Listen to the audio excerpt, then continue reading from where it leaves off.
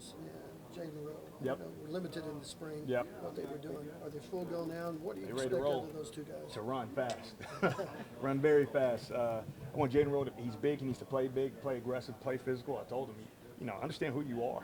You're 6'3", you're 225, you're running 10.38. Go dominate. You know what I mean? Don't wait to be great. Go be elite right now. And once again, it's this mindset going to war every single day in practice. And it's almost like how you know if it's one bite at a time, right? We'll go piece by piece by piece to dominate every single play, every single rep, and every single practice, because practice happens equal game reality. And for a guy like Jaden Rowe, who's that big and that strong, for him to go dominate and inflict pain on people, not trying to just be out there, don't be Tito or Jermaine. Go be Michael. Go be Michael. Have the glove. Go be the guy. And that's just my thing for Jaden Rowe. And Gentry's Gentry. Like I said, I treat Gentry like I would with Woody Washington and Jaden Davis and all those guys. He came out every single day watching film, studies his tail off. Great athlete. He's put on, since he got here, he was 165, and now he's 182, 183. So his work ethic, what he's done in this weight room with Schmitty and Scotty and Dobbs and the entire crew in there, and they've just been phenomenal to say the least. As well too. So. Yeah, talk about Jacoby's athleticism. How have you seen that play out, or maybe what's the most impressive thing you've seen from him physically? It's all to say the least. I remember watching him in summer sprints, really every single thing. His endurance, competitive toughness is, I knew he had it, but thing is believing, right? Competitive toughness, CT level. Kansas City Chiefs. Number one thing on the board is what's his CT level. Right? When you get tired, you're looking at yourself right now, how you dig to your why push through. He's pushed through the summer. So that with the physical, just thing right now is understanding once he does that. This guy, he's one of the best he's ever had as a true freshman. I've been previous as well too. So that's the truth to the face. I ain't gonna be surprised right now. Tell them who they are to their face, because is the best policy. So him putting together and being that freak, and just like Jaden Rowe, just understanding who you are, empowering who you are, and go dominate. Don't hesitate to be great. They strap their shoes.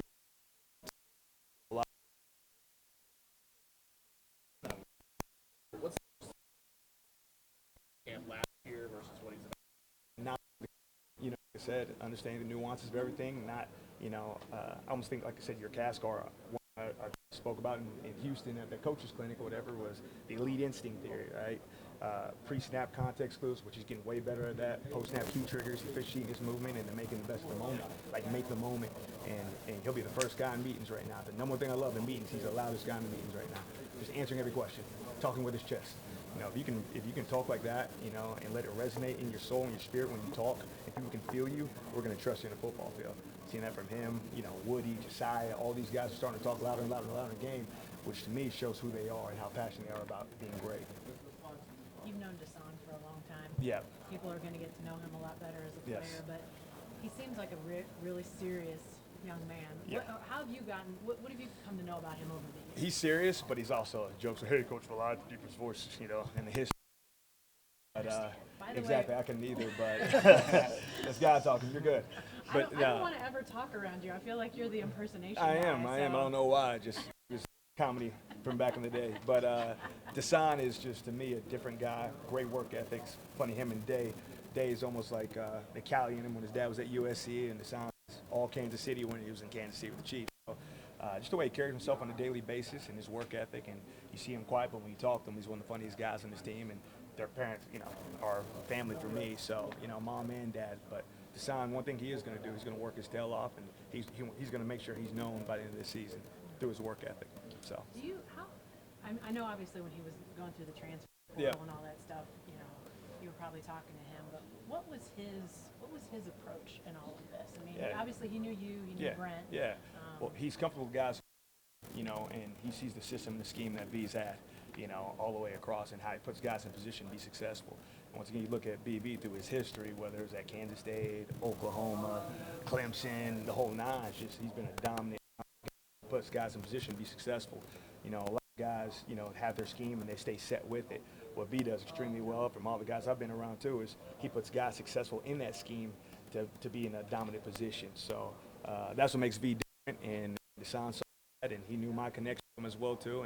And once again, it's different when a coach is run through a wall for you, and not just be a hypocrite, tell you to run through a wall for him. So he knows if he's going to line up in that A gap, I'll line the opposite A, and we'll run through somebody's soul for him. So simple as that. What is- Over the years, Brent's defenses, those linebackers have been so crucial. Yep. People think about guys like Rocky Kalmus and Teddy Lincoln Yeah. and that crew here.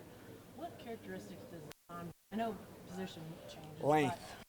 But, yeah. Length, size, athleticism, which is different because, he's like 6'12", and he's 240, 50 pounds, and he can do a bunch of different things. And I love his versatility, and we love his mindset. And once again, if a big guy can move like he's, 5'9", but can hit like he's 6'8", it's a great combination for him. And once again, I just love his mindset right now. He's ready to work. Woody's Great played question. a lot of football here. Yep. Where's he at going into training camp? He's great right now. I think I told him, and I've said it before, beginning of last year, first half of the season, it was a solid player. I mean, I told him right to his face, he was average at that point. But then from the second half of the season, from Iowa State all the way in, kid made a bunch of plays because he's being more aggressive at the top of the route. He's not playing safe, to be in a good position and just be on top. That's not good enough. If you want to be a hell of a football player, you got to make the moment every single time. And he's gotten tremendously better as you look throughout the season, whether it's West Virginia, Iowa State, Oklahoma State, when Jonah gets to pick off his play, or Florida State. And Woody's made a lot of plays, but also I love the physicality in his tackling.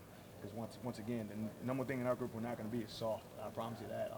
That if you're soft, you're not playing for me or Coach V, but it's just the mindset you got to have. Once again, I'm a football player that plays corner, and this ain't high school 7-on-7 doing all that. You better hit somebody. It's real out here. Make that receiver earn the scouting check. Get off the block the structure. Go be physical. Go be violent. And maybe I'm old school. Maybe I'm Ronnie Lott, cut my finger off old school. But it's a different mindset you got to have. And once again, we got to pour it on a daily basis. Is there a special relationship that kind of develops between a player and coach when he's out there coaching with you during summer camps, during the sessions? Yeah, it's awesome. The summer camp sessions are great, and it makes the guys become coaches, right? And if they can coach it, they can do it. It's almost like what they say in dodgeball: if you can dodge a wrench, you can dodge a ball, right? But same thing. If you can coach it, you can do it as well too. So.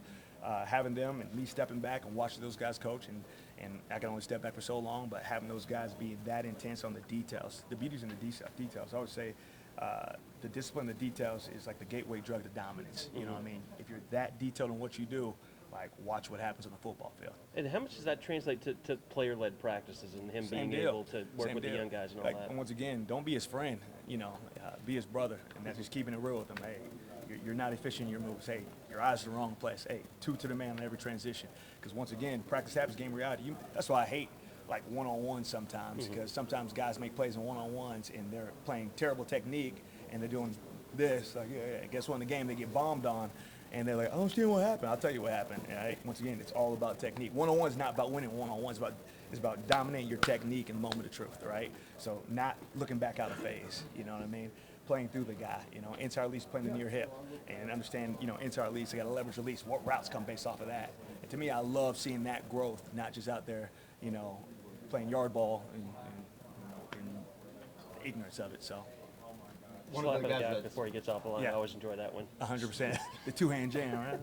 One of the guys that's physical, that has a good nature of being able to do it, Kendall Dolby. Yeah. Just how good was to get him in spring? What does he need to do making that jump from Yeah, JUCO the biggest ball? thing is, once again, is that jump from JUCO ball. Yeah. Is a big deal for Dolby, but he's gotten better. Understanding scheme, his tackling's always been great, and he's been a physical guy, but just understand a little bit more on the outside, the details of it. Because once again, football's a game of inches, so interesting with the details. So if you're not detailed, you think I made the play, I'm a half an inch off, and I can just do this or do that, and that's where you get humbled. So for him, learn the details of the defense, learn the details of the scheme, and understanding his fit within the scheme, when to be aggressive, when not to be. Understand I'm a fours player, I'm a third player, or a quarters player. Like, what is your job? What is the route concept? Why are they lining up like that? So to me, it's understanding those context clues, reading comprehension, right? Football comprehension is what's going to make him a better football player. That and I think his endurance throughout the summer, with Schmitty, becoming Schmitty built. He's got shoulders like this now, and he's running and he's in shape. So I think that's been awesome. How far along is Makari and Josiah just going through spring and then coming in, and were they ahead of things maybe coming out of spring? They're working their tail off. Once again, I think with Schmitty and Reggie and Shway and Scotty and Dobbs and that whole crew down there, I love the mindset those guys pour into the guys on a daily basis and who they are and what they put into their soul, that fire in their soul every single day. But understanding the scheme, like I said before too. Josiah's been great. McCarty's been phenomenal as well too. Those guys are ready to play. Right now they're ready to go compete right now, and they're still young and they're still learning, they're still growing. But once again, their mindset is, I want to be great. They didn't come here to be, Joe Schmo.